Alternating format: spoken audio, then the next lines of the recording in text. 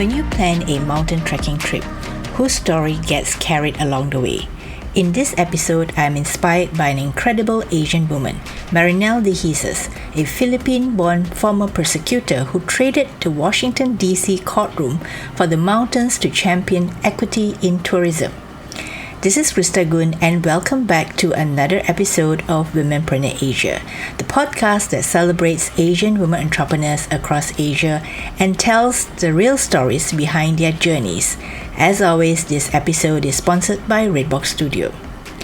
Today we're diving into Marinel's story and how she built Brown Girl Trekker and the Himalayan Women Trail Leaders to elevate porters and women guides, push for ethical, decolonized travel, and show that smaller travel operators can pioneer systemic change and lead with heart.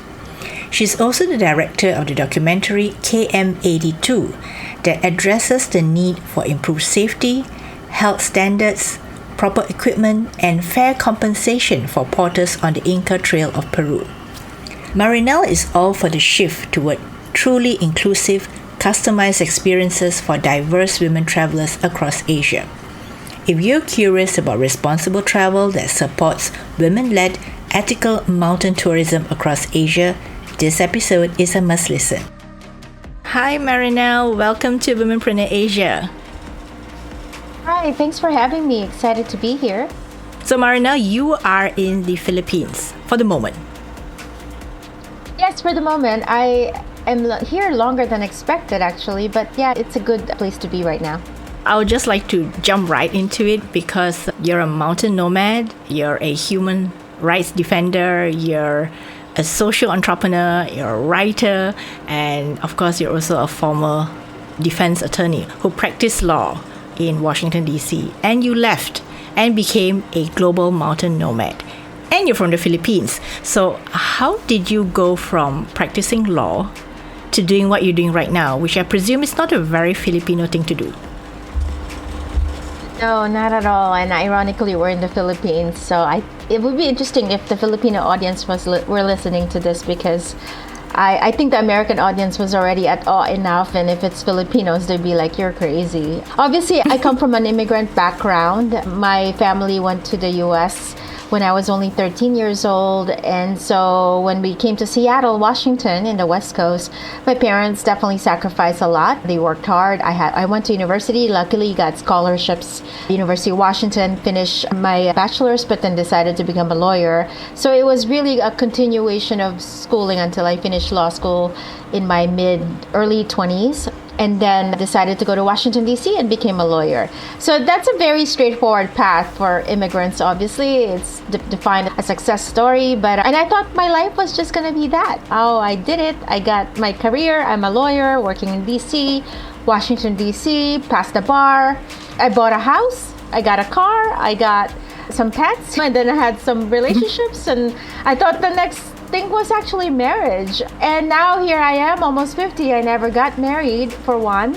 So the marriage became a marriage to something else, which is the mountains. And basically, I guess by the time I was in my 15th year of prosecution job, I realized I fell in love with hiking. So much so that every weekend I would spend it in the outdoors. And then I would take people overseas to hike as a hobby, and I would do it through meetup.com. That was my training ground as a leader and a guide. And I would organize a trip to Inca Trail in Peru, Kilimanjaro, Nepal's Everest Base Camp, Annapurna, South America, South Africa, everywhere really. I think I did that for over almost 15 years of just organizing informally. And I thought that was just it, a hobby and a sort of like a passion for hiking.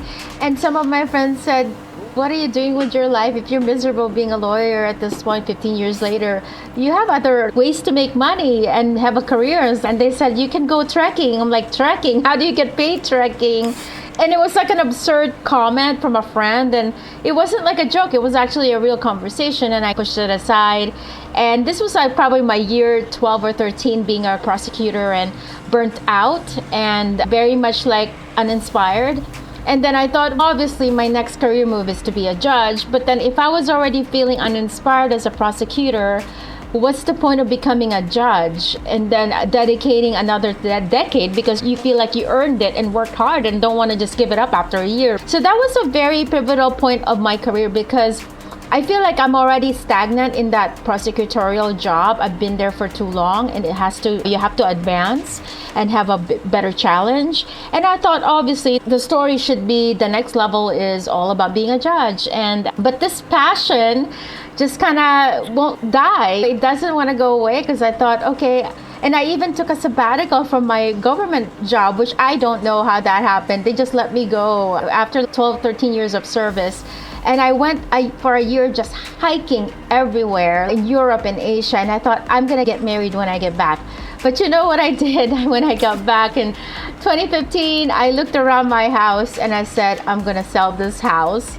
And then 4 months later, it got sold. I moved into a tiny apartment. I was still a lawyer, but I moved my physical house, gave it up, like 10 years of paying for a mortgage, and gave it up and started renting again in a small 1-bedroom, actually a studio, not even a 1-bedroom, from a 3-bedroom to a studio.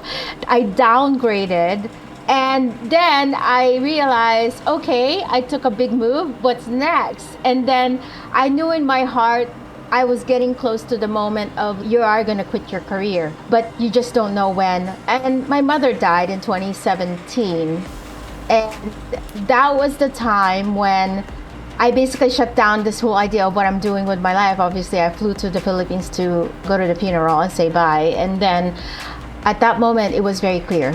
I even told my parents, my dad, and my brothers, I said during the funeral, I want to tell you I'm quitting my career. And at that moment, there was no longer fear. It was just clarity. Before that, I was so consumed with fear, and I always thought, you're never going to quit your job. It's just a funny idea, a nice idea to think you're going to be a global mountain nomad. But my mom passed away, all that fear just dissipated. And then I was so just sure when I told my father, and he said, whatever makes you happy. I'm proud of what you've done already with your life. And that was it. I went on a leave of absence from my work because of my mother's death in May. And they said, go ahead, take your time. And then it took a long time for me to decide whether to come back. And they were finally in September, they knocked on my door. Marinel, are you still coming back to your office? Are you still working with us? And that's when I emailed my boss and said, I am resigning. And after that, I went inside Sierra Nevada for a 5-day trek in California. I was actually typing the resignation at IHOP, which is a pancake house restaurant, to get internet. And then I said, if I do this resignation now and I go into the trekking, into this trail by myself, doing solo trekking for 5 days, I'm going to find out if it was a good decision. And it was, because it felt liberating to be on the trail. And I wasn't afraid when I was on the trek. And since then, I never really felt any regret. So I took the leap. Wow. That actually sounds amazing because you actually did many things before you eventually quit. There were. Before you sent that email. Yeah. There were a lot of mental process in it. There's a lot of emotional process. There was a lot of practical stuff because selling the house was the major one. But obviously the last straw was just quit the job. And obviously I have to sell everything and get rid of the material stuff too. That was a lot of work. But you're right. It wasn't overnight. I don't know how people can do that because I couldn't imagine doing it. And I think a lot of it is because that stage I knew I owe a lot of my success and blessings to my parents. And I needed to process this new chapter that I'm leaving behind. It's my mother passed away. It's almost maybe it's time for me to go for what I want, because for so long I always catered to the immigrant story of if your parents bring you to America, you owe them to become a lawyer. You owe them to become a doctor and have a house and have a partner and be successful and have kids. I had to resolve that within me and be okay with it, because there was major guilt trip around that, to give that all up, because I think quitting wasn't just about me, it was about my family and what they've given up for me. And I didn't want to do it with people being upset and hateful about it and angry about my decision, obviously. But to be honest, if my mother was still alive, I'm not really sure if I would have quit, because she was the matriarch of the family. Between my mom and my dad, it was her. that will have a say, and it's not gonna be a good thing that she's gonna say if she was still alive. But I really felt like when she passed away, that was a blessing. She gave me a blessing of almost as if maybe when she finally became in the spirit world, she heard me and understood, and it's almost very peaceful. I was thinking, I wonder how she would react, but to be honest, I feel like she took away all the guilt and the fear. It's almost like I got the message, it's okay. It's all okay what you want to do. Just enjoy your life.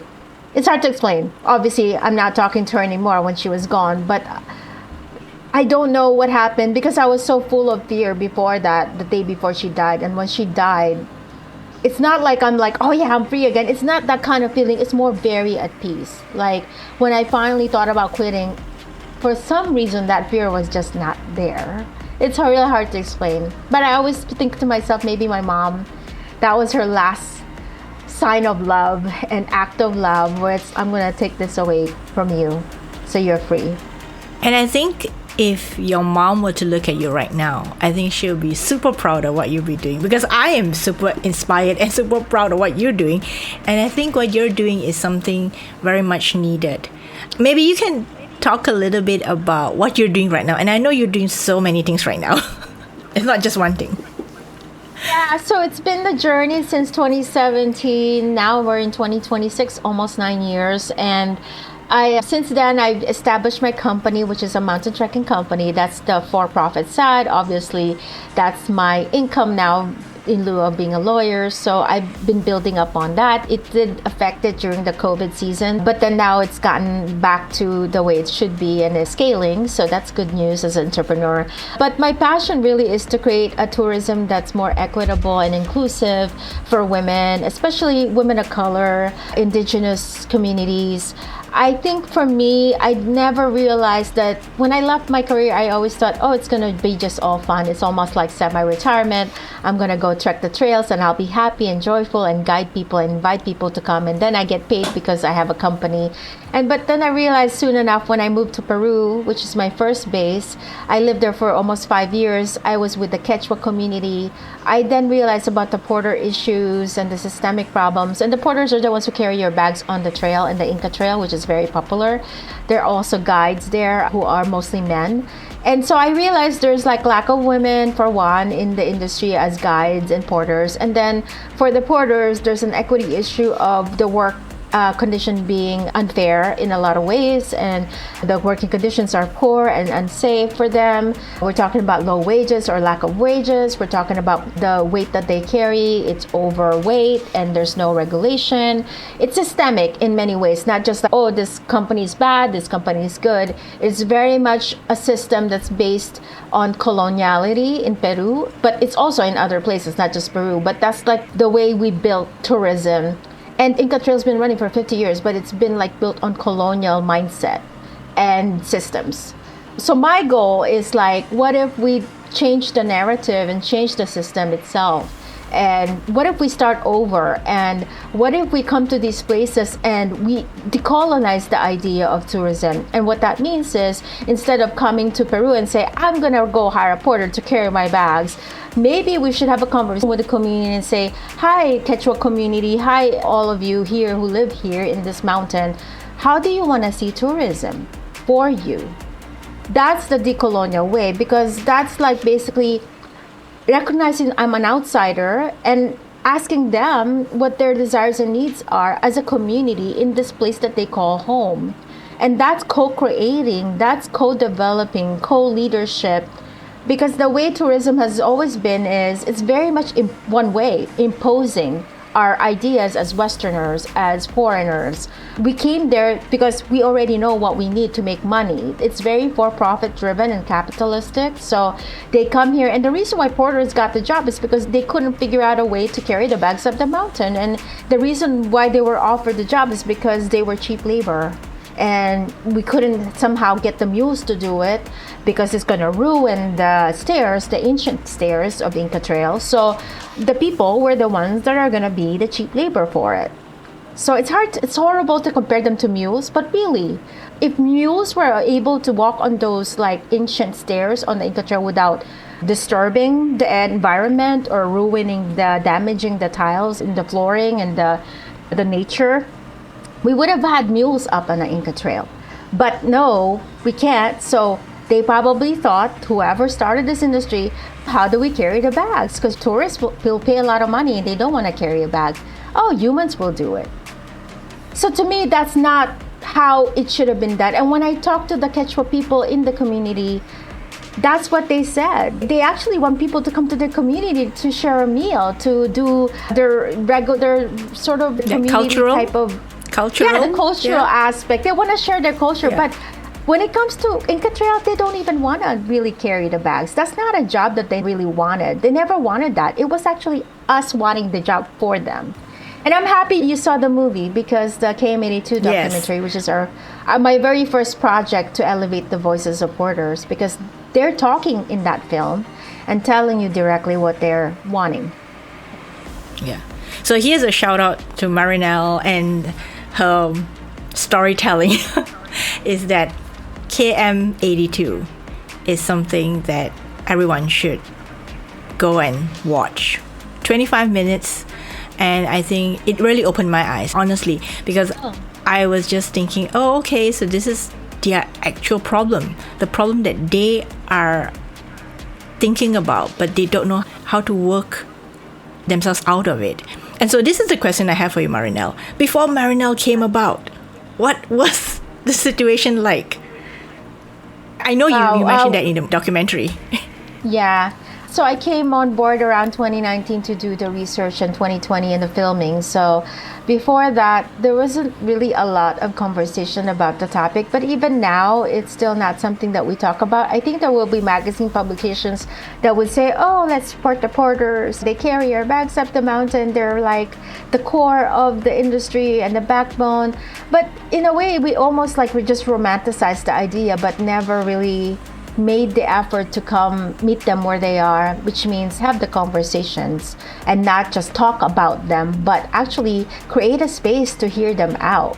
That's still not happening. This whole direct conversation, it's still not happening. I would go to conferences and they're not really inviting porters to come. We have internet now. We have ways to communicate, right? Even if you're in a mountain, there's signal now for data and Wi-Fi. And I even offered some of the conference folks to maybe we can do a video of the porter president to speak. But that's not even in their sort of consciousness to do that. So imagine if now that's still a problem. Before I started working on this, it was actually worse, because not a lot of people know about it. They don't think there is an issue. They think it's a good thing because there are jobs created. I think my impression when I first started the filmmaking is that it's not something that anybody wants to talk about, and there's not a lot of information out there to even say that it's real. And so it's more, only the people who go on the trek will notice, and then they don't have any platform to talk about it. So it's not widespread. There is no way to share information, for one. And a lot of it is just, oh, they're great, they're so strong, they're amazing people, we should support them by donating gear, but they're not thinking about the systems in place that have been talked about in the film, which is what I'm trying to focus on. It's systemic, that it's bigger than what you think it is. It's not just about the gear. It's not about just giving them tips. It's really just the system and how they feel about the job, that they don't feel like there's dignity. And when I saw the documentary, it really broke my heart to think that 20 kilos is what they're supposed to be carrying, and then some of them carry 40 kilos more. I saw that one part where they said that they even had to pitch their own tents and cook their own food and drink the water that was not really drinkable. Exactly. Yeah. So that was really good. Really good of you to bring that up as a topic to really talk about. But as you said, it's systemic, right? So it's not just giving them better gear or giving them more money or doing stuff for them. It's just the entire system itself needs to address all these problems. And me being a lawyer, I feel like the legal aspect should be in there through regulations, through laws. Peru has a porter law. It's amazingly enough, Peru is the most advanced when it comes to porter rights, where there's actual porter law that I've seen myself. But the problem is enforcement and implementation. You can have a nice set of laws that seem to be very useful, but if it's not enforced on the ground because no one wants to enforce it, that's another story. So we need also accountability. We need to have some sort of form of accountability when laws are being violated. So this is tough because it involves governments, right? And as we know, governments can have their own issues, different agendas, and the C word, which is corruption, is rampant in a lot of places. Yeah. And so that was when you first started, and then of course 2020 you produced that documentary. What has been happening since then? And I know you've got so many initiatives. Let's talk about some of them, especially the ones related to women. Yeah, so over the years, after KM82, I realized there's also an issue with women in the industry, and not just like the female porters, but even female guiding in mountains. We're talking about Kilimanjaro climbs, Nepal's Everest Base Camp, all the treks in Nepal, and then obviously Peru's Inca Trail, all the other routes, hiking routes in Peru. Again, that's another area all about women, the equity and lack thereof. Women still don't get the jobs. They are discriminated against. There's reports on Kilimanjaro about sexual assault, harassment. They're not reported because of fear of retaliation. Again, the bottom line is there's no regulation that's working for women. Not at all in any of these places. Not in Peru, not in Tanzania. At least there are porter laws, but when it comes to women guides and their safety in the mountain tourism, there's nothing. I would love to see a change in that with respect to laws where there are regulations, on all these places. In fact, I think because the tourism is pretty much more or less the same in terms of their roles, there should be like a universal guidelines for women's rights in tourism, in mountain tourism. And that was something I still think about doing with our organization, the Porter Voice Collective. But for now, we want to rally the female guides to make them understand the systemic problems they're facing, because sometimes you do talk to female guys, they know there's a problem, but they're not sure how to deal with it. The change starts with allyship, with numbers. And I think women guides are the ones who are going to have to lead because it affects them the most. I'm an outsider. I'm not going to be in a country to save anybody. I don't believe in saviorship. Like, as a Filipina, I don't like it when Filipinos are begging from foreigners and Westerners, because that's not the way you should live your life if you want to accelerate and advance in life. So to me, it's important for women to take initiative and take leadership. So now we're doing the Himalayan Women Trail Leaders, not just as a guide training, but it's more of a leadership. We want to harness a new generation of female guides who are not just there just because they're guiding, but because they want to be part of the industry. And they want to be recognized as a guide, as a profession, and with something with dignity and respect. Right now, the way it's seen is more like, oh, you're just like an aberration. This is all a male-dominated industry. What are you doing here? They still get that reaction. What are you doing here? Aren't you supposed to be home? Oh, maybe it's just fleeting. Maybe it's just a trend. You're not part of this. That's really the sense that we're still getting when it comes to women being part of the mountain tourism industry. To me, I think it all starts with us women and connecting with the female guides and telling them there's a better way to create an industry, to be part of it. If they don't want to create for us, if they don't want to welcome us, we're going to create our own districts where we are welcome. Not more than that, we're going to be the leaders and the pioneers. So that's what I learned from KM82. There's going to be this system that's not going to welcome you for a long time. And if they don't, you create your own. You create a new idea, because from there people will see it and they're going to say there's a new way of doing it. I'm interested in what they're doing. Let's try to see if we can normalize what they're doing because it's better. Yeah, so it's a big, ambitious idea with the Nepali female guides. But out of all the countries that I've been in working with female guides, I've interviewed Kilimanjaro female guides, Peru female guides. I think the best The best place for us to do this is in Nepal, because the female guides there are already creating change. They're aspiring to be climbers. They are inspired right now. And Nepal has a long distance trail, and there's so many different ways of climbing and trekking. In Kilimanjaro, it's only one mountain, so it's a bit limited, right? Okay, it's Kilimanjaro up and down. Peru is the same. Oh, it's just Inca Trail. But Nepal is like the vast trail, 1,700 kilometer. And my vision is one day that entire 1,700 kilometer Great Himalayan Trail can be led by women. No doubt, no questions asked. Because when I walk 100 days on that Great Himalaya Trail, everyone told me I can only get a male guide. No female guide can do it. They kept telling me that. But Myanmar walked with me on 100 days in 2024 to prove it. And that's what we're doing now. We're making more Myanmars. We're actually like scaling the idea to get more female guides to walk 100 days on the Great Himalayan Trail, just to show them that, you know what, we can do this on the trail. We're able to. And female clients, hikers, Westerners can come to Nepal and book a trek with a female guide, and you're not going to be told no like I did in 2024. And there is definitely a market. It's just that Nepal is very male-dominated. The culture is still very patriarchal. They're not thinking about that possibility, and that it's really important to have that. Because for me, 100 days is a long time on a remote area with a man. And it's not to say it's a bad idea. I never thought about that, but actually that's true. Yeah, I don't know this person unless you're my friend. I don't know this place. We're going places where there's no one at all. There's no community in the middle of the winter. For women, that limits them as a hiker. Like they're going to say, oh, I can't do it because I can't find a female guide. This is very important to find female guides, because if you're going to only give me a male to walk 100 days or even 150 or 200 days, I'm going to say no, because I'm not really sure if I want to do that. I had my reservations when I first offered. There's this male guide, but then it's just a different dynamic walking with a man versus a female. And I saw that with Myanmar. Yeah.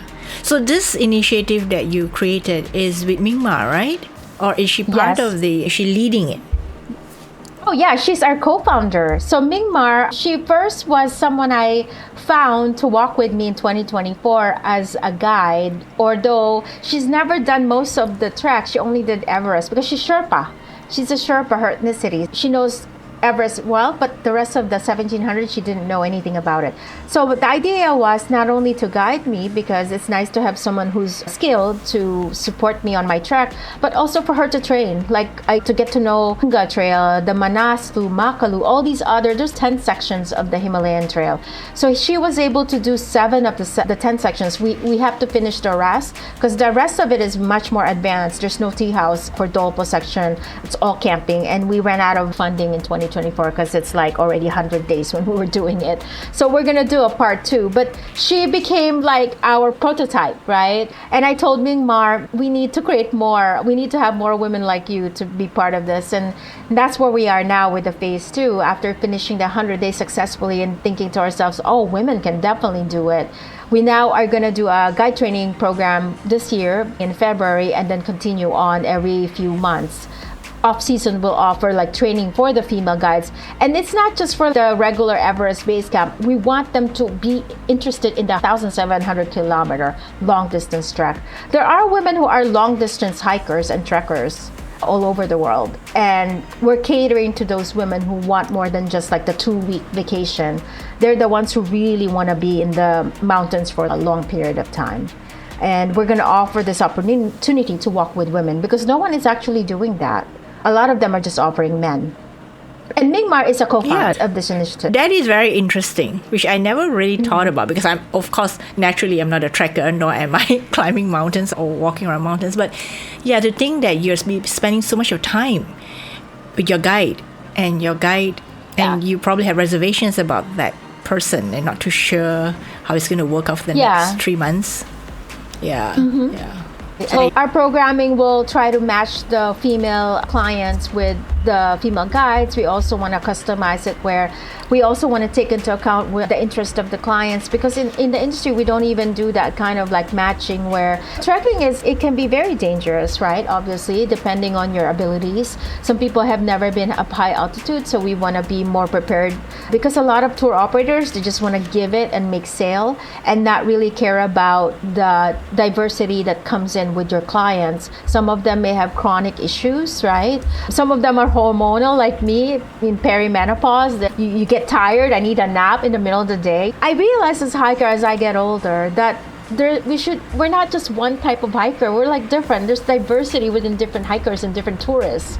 And I'm starting to appreciate that more, and I think we need to cater to those people. If you're paying money, we should take into account what your situation is, and I think we have the right to enjoy our trek and not have to suffer because you needed to rest a certain amount of time, or you have to take a break, or you need to take medication or some kind of style of hiking, right? And that's important. So. And this also caters to different types of women, right? There are some women who are in different ages that they want to hike or trek. Yeah. Some are very athletic, so some are just want to enjoy slow kind of walking and enjoy the scenery. I'm starting to realize it's very important to customize, because I don't think I can go in a group with fast people anymore. You know what I mean? It's going to ruin my enjoyment. I'll catch up, but it's every day I'll be stressed out. I think there are better ways to improve our travel experience, and I think I'm aiming to do that since now I'm older and I realize the importance of diversity and inclusion in terms of client characteristics and what they're looking for. So you've been quite vocal about the systemic things that are happening in Peru, and then of course now you're doing for the Himalayan women, the people who want to take part in that training, and more about empowering the women to become guides. Because you're so vocal, has there been any time in your life where you felt a little bit fearful? Let me backtrack, because I was a prosecutor. I spent 15 years being a prosecutor, and if you want to be a good prosecutor, you have to be vocal. So I have to say, before I answer that question, my background is being an part of Attorney General in Washington, D.C. I was a prosecutor, so that means I'm in court all the time arguing, which means I'm very used to controversial information issues. I resolve them with the court and the judge and the opposing counsel. So I'm so used to debating and being in a conflict. So naturally, I gravitate towards, okay, we got a problem, let's talk about it. And it's no fluff. In court, there's no marketing, right? That's the thing about tourism industry that I'm so puzzled with. There's marketing, which is really weird to me, because sometimes I feel like it's bordering lying, or something that's not really true or exaggerated. And in court, you have to be really factual and true, right? So to me, I'm so used to arguing facts and truths. And to me, that's the way to go. Life is so short. Be honest. Speak honesty. Act honestly. And when I came to tourism industry, I came coming from that angle. So as you can imagine, I think a lot of people thought I was just intense, because this woman is just like going at it, like hitting the core with no easing. So if I talk about human rights in tourism, I'm so comfortable with it, right? If the porters shared with me that something happened on the ground that's very factual, I will share the factual information. But in tourism, their sensitivities cannot handle that. It's weird to me. It's like I have to mellow it down or give it in little pieces. But I'm like, why do you even bother to do that because if I do that, you don't see the real picture and it's not honest. For example, when KM82 came out, a lot of people got nervous because it wasn't fluff, it wasn't watered down, it was the truth. And I even didn't intentionally interview companies. And people told me, if you're a journalist, you should interview companies. And I told myself, no, I'm not doing that. They've had the platform all this time. They've had the privilege and space to control the narrative. This movie is all about the porter voices. If I give them the space to speak in this movie, they're going to dilute it. And I owe it to the porters to have the platform dedicated to them 100%. When I say that, not a lot of people agree. Everything, the way I approach this has been always controversial. And when I speak the truth, it is controversial. Although I'm not really saying anything to target anyone or to attack you maliciously. It's just the truth. And then that's one thing I realized with the industry is like truth in courtroom is very much welcome because that's what we do as a lawyer. But truth in tourism, they all run away. And I'm like, to be honest, to this day, I'm still trying to understand why is that in tourism? But marketing, if you say it in a way that's like buzzwords, sustainability, the word sustainability, or don't even say the word like human rights. Stay away from all those words. Stick with the neutral ones and they'll talk to you. So yeah, it's happening. I've been dismissed, I've been silenced, I've been shunned away. There's an organization, which I won't name, who didn't want to welcome me into their organization because of the Porter Voice Collective. They don't want to hear about it. There are ones who are like, oh yeah, I really care about what you're doing, but then they just disappear and ghost you. There's gaslighting, you name it. Yeah, I've experienced it. And is it really tough? Yeah, of course it is. Because in the courtroom that I'm used to, everyone appreciates that. In tourism, they don't at all. Like very few people will come to your side and support you. I guess I'm not in tourism to be liked or to be friends necessarily. You know what I mean? I'm used to like opposing counsel being my friend actually. Like a lot of lawyers are friends even though we fight all the time. I'm used to that. But in tourism, you can't do that. This is one thing I miss about being a lawyer. It's like you can be so nasty and difficult in court. Once you get out of court, you're friends. But in tourism, you can't do that. It is fascinating because in your previous life as a lawyer, you had to speak your truth. And now if you don't, you have to tiptoe you're not around doing it. your job. Exactly. It was my job. And it's my title. It's my task as a prosecutor. Yeah. Here, it's like truth is optional. Truth is optional. It's not mandatory. And if you speak truth, be careful because maybe they won't even want it. So But that's you where know- Marinel is shaking up the industry.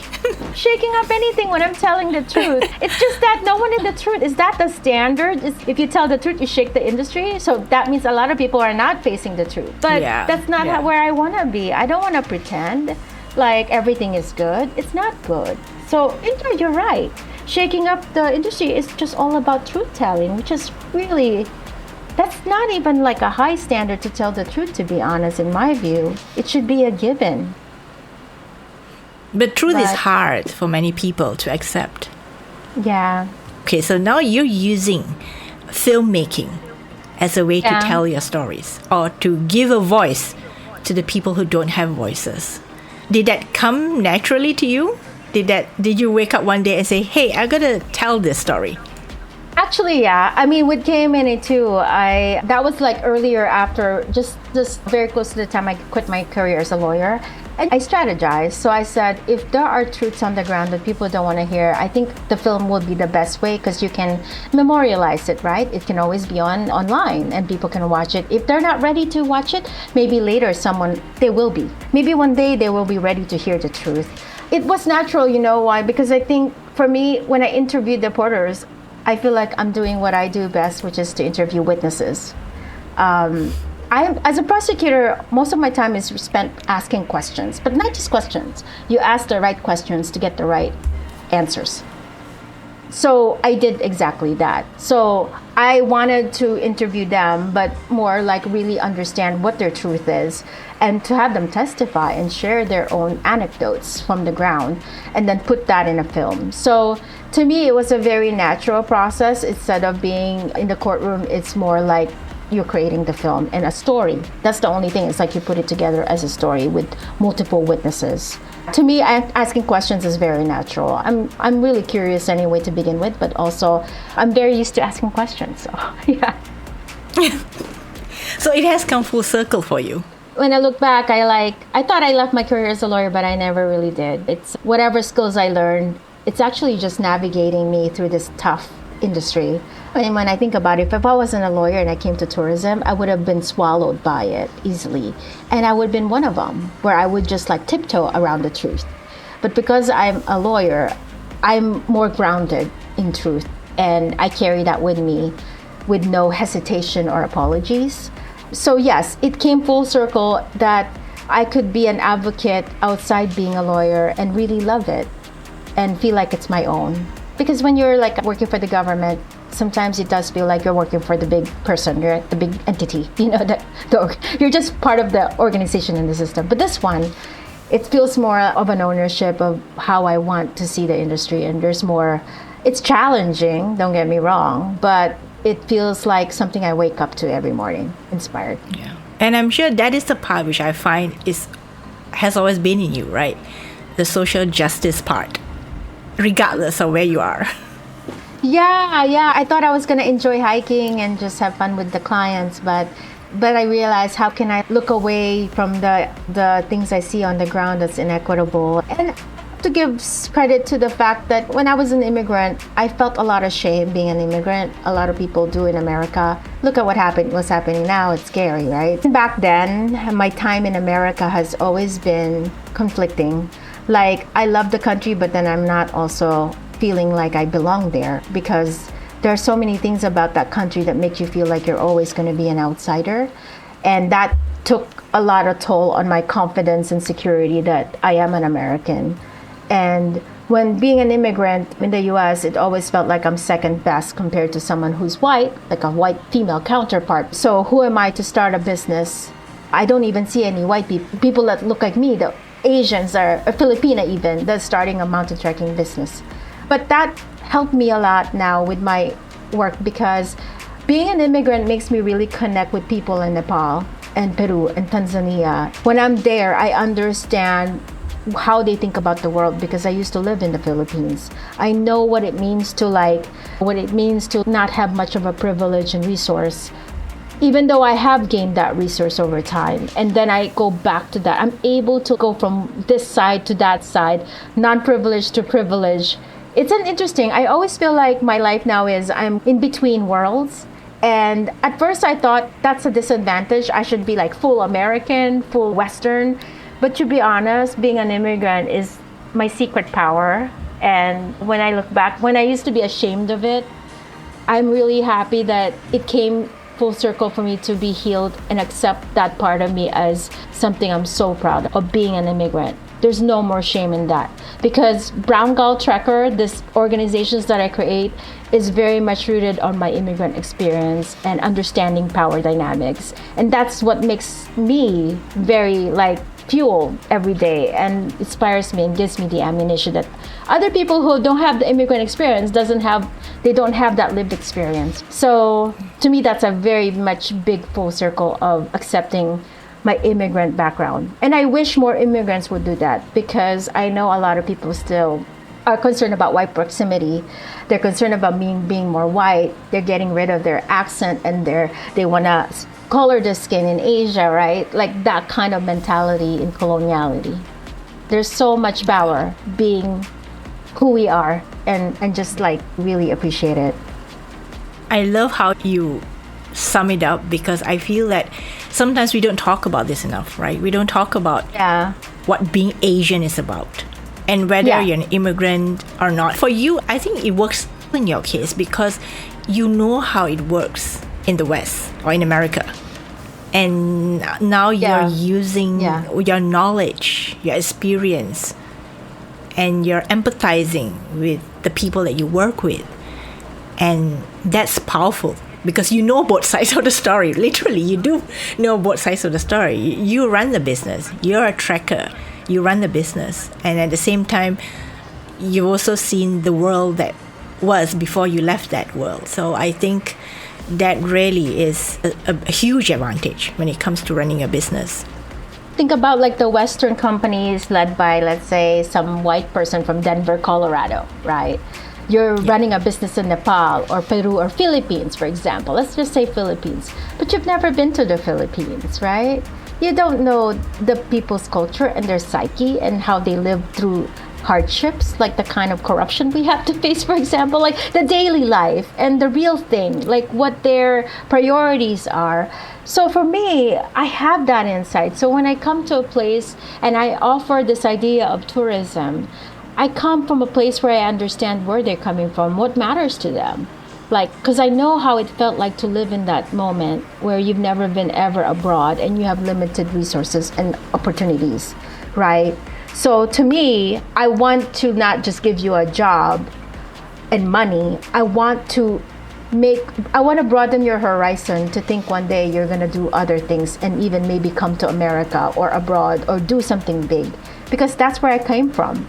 I came from being an immigrant, where we had to survive and make something out of ourselves, and we came to America and gained that privilege. My end game for anybody I work with is I want you to be empowered to not just make money, but go out there and be someone that you're supposed to be, because that's what I went through. Yeah, if you book with someone a tour from a guy or a person from Colorado and they created something in the Philippines, how much, that's not something that they're offering in that experience or that partnership. That's just creating a product and emailing them and saying, give me an itinerary, a 10-day in Philippines. But was there ever a conversation? Did they come and have like coffee with you and sat around and sang karaoke? Do these things? Like, and that's what I do whenever I go. Spend time with the Mongolians drinking tea. I go to the mountains in the cold to see the eagles. And that's the thing that's missing in the industry too, is the grassroots aspect. Like, why are we still having like tour companies where they're just behind the computer getting itineraries but never really understanding how it's, or like really having that grassroots experience with their partners? And that's why I advocate for people to book tours with smaller companies, because smaller companies have the ability to do that, like me. Big companies, all they care are like the data and the market and the amount, the profit, right, every year, because they have employees. But smaller companies should be the ones that we should support, because they have more interest in doing something that's impactful. There's something that it's been like nagging me these days about my company, that people will try to book and then they would say, but your company is small. And so what if it's small? So we still have this mentality that the bigger the better. Or if it's like a big company that they're doing something ethical, that they're more ethical. Actually, that's far from the truth. If you go behind the scene, people with more money, they have less inclination to do good in a community and the people that they affect. But people that are smaller, that are just starting, they care more about the people around them, because it's not about the money. They're small, and so they're still building relationships. So I think we need to debunk that myth in tourism, like, I just want to book with a big company in Europe or in US. And then what about you? Oh, you're just small. What does that small mean? Like, small is even better, because that means it's more intimate. And you're not carrying bricks anyway, right? You're not carrying bricks. You don't need like 10,000 people to build something. You're taking them through an experience. Yeah. You have to look at what I'm offering. You have to look at the experience that I'm offering you, because it's not about the size of the company, because I'm just a one person or solopreneur and I have like just contractors, versus this big company with 50 employees. We need to change that attitude in the industry, and maybe slowly it will, but I'm starting to still see that, wow, we still have a lot to go when it comes to clients and consumers. But hopefully it'll change. And that's why it's important to have this podcast that you have for entrepreneurs, honestly. And when I talked to you, I knew I had to get you on my podcast, because first of all, you have a very interesting story. And two is that your story is tied to elevating and uplifting communities that perhaps have never had the spotlight on them, ever. Until you came along. That's why I said, the world before Marinel and after Marinel. I found it really fascinating. Like, what happened to the people before? There was nothing. Actually, they existed. The Porter Federation you saw in the film, they existed. I didn't even know they existed until I went there. So if I didn't create that film, no one would never know about the Federation, that there are like thousands of porters in that industry, and they're getting together and trying to fight the equity issues. Yeah. Thank you so much, Marinel. I knew I was going to enjoy the conversation. It was just so much fun talking to you again after we had our initial chat. And I'm glad we had this interview. I'm really glad. I hope you have enjoyed this episode with Marinel. As she says, truth-telling in tourism mirrors courtroom integrity. Honesty and accountability are at the heart of sustainable impact. Marinel's work demonstrates how immigrant perspectives and women-led leadership can transform ecosystems if we are courageous enough to question outdated and unhealthy practices. My question to you: the next time you find yourself planning your next journey, look for ways to uplift local communities and honor their leadership. Maybe it's time to rethink travel and find practical steps to support women-led ethical tourism across Asia. If you've enjoyed this episode, subscribe for more episodes, and if you've been inspired by Marinel and her work, reach out to her or share the episode with a friend who loves traveling. If you'd like to be updated about the podcast and more, remember to sign up for our mailing list that you can find on our website, which is womenpreneurasia.com. Thank you for listening. This is Krista Gun, your host for Womenpreneur Asia, and I will see you next Friday for another Asian woman entrepreneur story.